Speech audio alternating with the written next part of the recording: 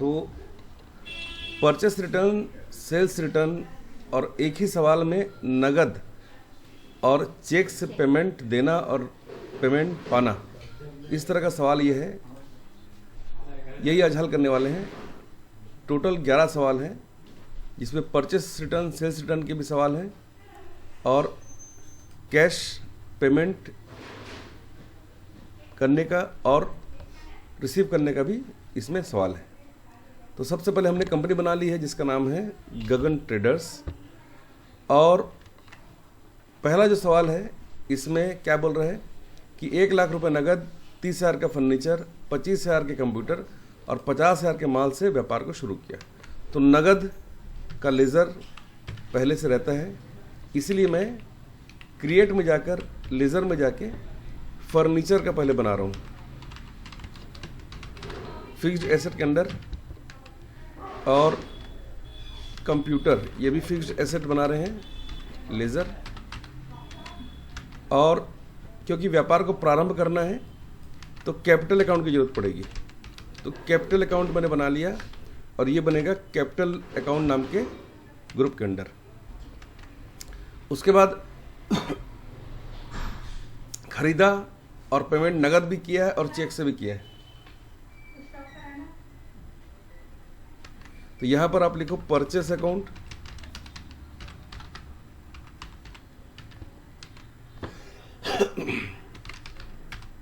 Bank account,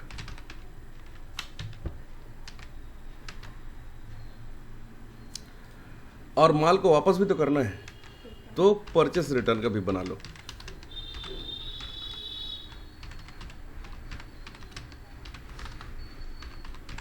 जो कि purchase account के अंदर होगा। ठीक है। नेक्स्ट सवाल में है रमेश कुमार से खरीदा।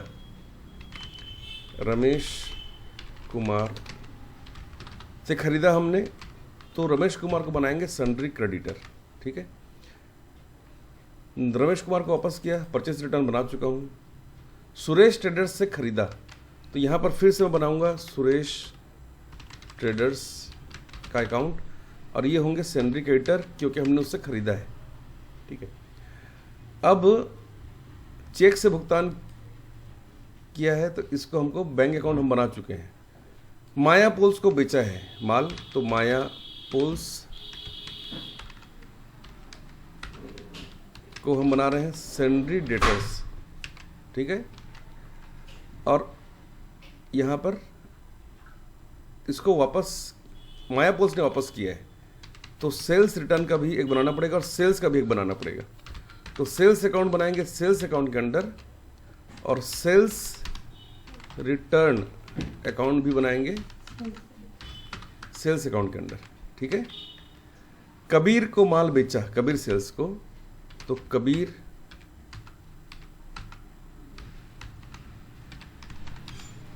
सेल्स अकाउंट को हम बनाएंगे सन्ड्री डेटर्स। ठीक है। और ये सारे लेज़र मैंने बना लिए। चेक करना तो आपको आता ही है। चार्ट ऑफ अकाउंट में जाके लेज़र पे एंटर करके कीबोर्ड से F5 को प्रेस करना है, तो सारे के सारे 14 जो लेज़र हैं और वो किसके अंडर बने हैं वो भी आपको दिख जाएगा। ठीक है। अब एंट्री को शुरू करने के लिए आना है वाउचर में। पहला सवाल देखो, नगद, फर्नीचर, कंप्यूटर और माल से व्यापार को शुरू किया है। कीबोर्ड से F7 को प्रेस करना है और यहां पर लिखना है कंप्यूटर, कितने का है, 50,000। फिर आप लिखिए DR और कैश कितना है, शो मोर में पहले क्लिक कर लो आप। ये रहा कैश, कितना है, 1 लाख, है ना। और फर्नीचर, फिर से यहाँ पर D लिखना, तो DR हो जाएगा। फर्नीचर कितने का है, 30,000 का फर्नीचर है।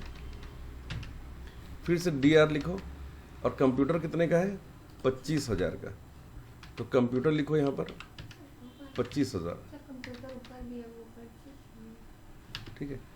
और ऊपर में जो कंप्यूटर है एक्चुअली ये परचेस होगा क्योंकि माल लिखा हुआ है। ठीक है। ये हो गया। तो अब सारे एंट्री मैंने यहाँ पर कर लिए।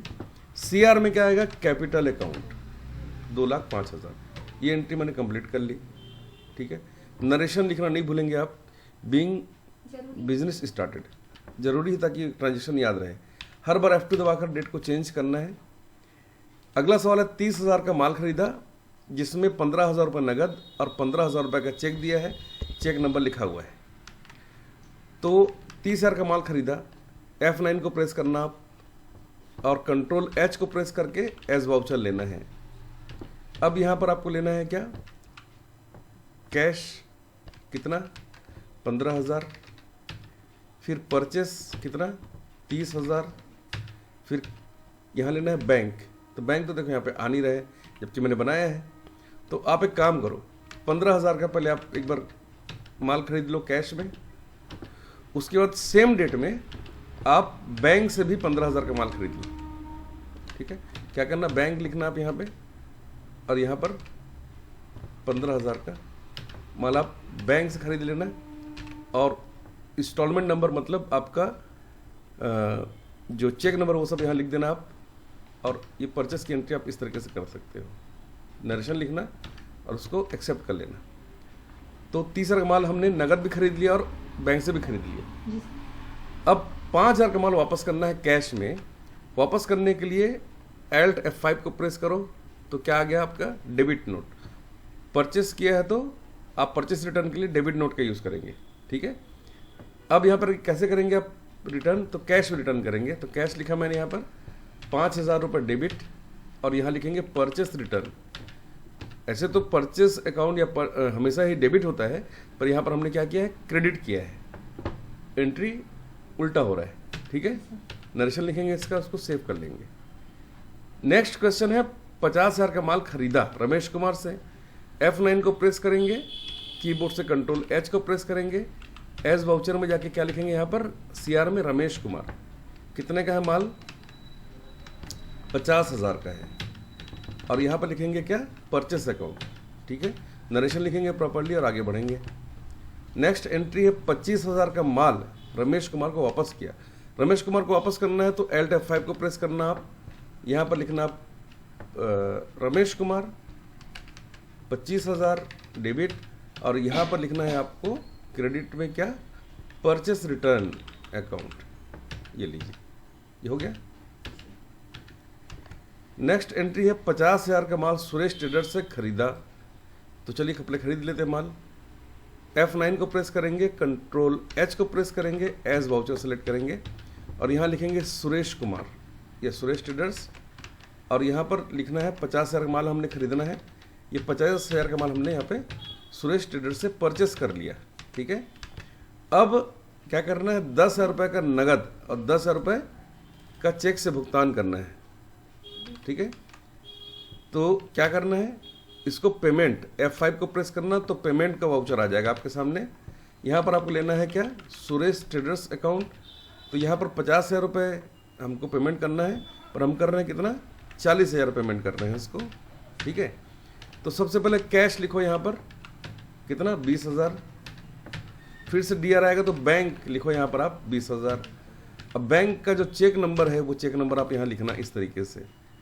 तो कैश से 20,000 रुपये और बैंक से 20,000 रुपये आपने पेमेंट दिखा दिया है, चेक नंबर मैंने लिख दिया है, नरेशन लिख इसको एक्सेप्ट कर लेना। सुरेश ट्रेडर्स को 30,000 का माल वापस किया, नगद वाला। ठीक है, तो अभी तो ऑलरेडी उधारी उसकी है। ठीक है, तो सुरेश ट्रेडर्स को माल वापस करना है तो हम क्या करेंगे, Alt F5 कीबोर्ड से प्रेस कर लेंगे। मानो कि एक्टिव नहीं है आपका डेबिट नोट, तो पहले आप F10 को प्रेस करना और यहाँ से शो इनएक्टिव में जाके जो भी यहाँ पर ऑफ है डेबिट नोट या क्रेडिट नोट, डबल क्लिक करके उसको एक्टिव कर लेना। ठीक है, अब यहाँ पर मैंने क्या दबाया है, कीबोर्ड से Alt F5 को प्रेस किया है। अब यहाँ लेना है सुरेश ट्रेडर्स। ठीक है, और यहाँ पर लेना है कितना, 3,000 और यहाँ पर परचेस रिटर्न को लिखना है 3,000 क्रेडिट में और ये एंट्री कंप्लीट हो गई। नेक्स्ट एंट्री है माया पोल्स को 70,000 का माल बेचा। तो बेचने के लिए F8 को प्रेस करना, कंट्रोल H को दबाना और एज वाउचर में जाके माया पोल्स लेना है आपको। ठीक है, यहाँ पर लिखिए 70,000 और ये दिखाइए आप सेल्स अकाउंट में। नरेशन को लिखिए प्रॉपर्ली और इसको एक्सेप्ट कर लीजिए। 50,000 का भुगतान पाया कैसे पाया वो तो लिखा नहीं है, मतलब ये नगद में ही पाया। तो F6 में एंट्री करिए, जब भी आपको कोई पेमेंट मिलता है तो उसको रिसीव करिए। अब यहाँ पर मैंने CR में लिखा देने वाले का नाम, जो कि है माया पोल्स। 70,000 रुपये उसको लेना है, दिख भी रहा है यहाँ पर इन्होंने कितना दिया है, 50,000 दिया है, तो मैंने 50,000 लिखा है और ये मैंने पाया है कैश में, तो मैं कैश लिखूँगा। ठीक है। अब बची हुई उधारी में क्या हो रहा है, देखो माया पोल्स ने 10,000 का माल हमको वापस कर दिया। तो परचेस रिटर्न, सेल्स रिटर्न के लिए एल्ट और F6 को प्रेस करते हैं तो क्रेडिट नोट का ऑप्शन आ जाता है। माया पोल्स में जाएंगे, ठीक है, मैंने CR में माया पोल सेलेक्ट किया है और यहाँ पर 10,000 रुपये लिख दिया इस तरीके से। ठीक है। और यहाँ पर लिख देंगे सेल्स रिटर्न। ठीक है।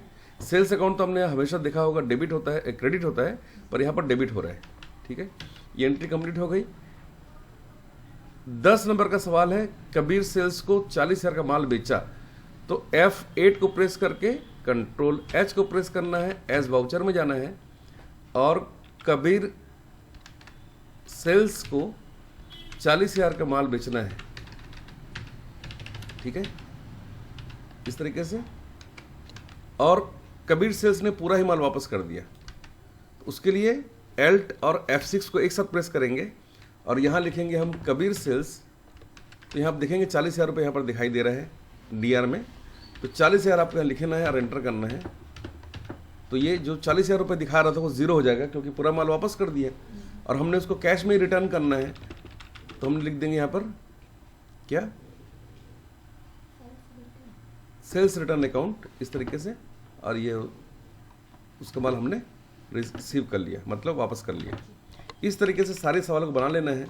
चेक करने के लिए आपको जाना है डेबुक में, कीबोर्ड से एल्ट और F2 को एक साथ प्रेस करना है और पूरा डेट का रेंज यहाँ पर लिखना है, कब से कब तक का, और सारे डिटेल्स आपको इस तरीके से यहाँ पर दिख जाएंगे। ठीक है। और अगर आप 2-3 लोग मिलकर इस सवाल को बना रहे हैं तो सवालों को बनाने के बाद में बैलेंस शीट जरूर चेक करिएगा। अगर बैलेंस शीट आप दोनों का बराबर आता है या सभी का बराबर आता है, इसका मतलब आपने सवाल सही बनाया है। ठीक है। इस तरीके से हम इस सवाल को बना सकते हैं।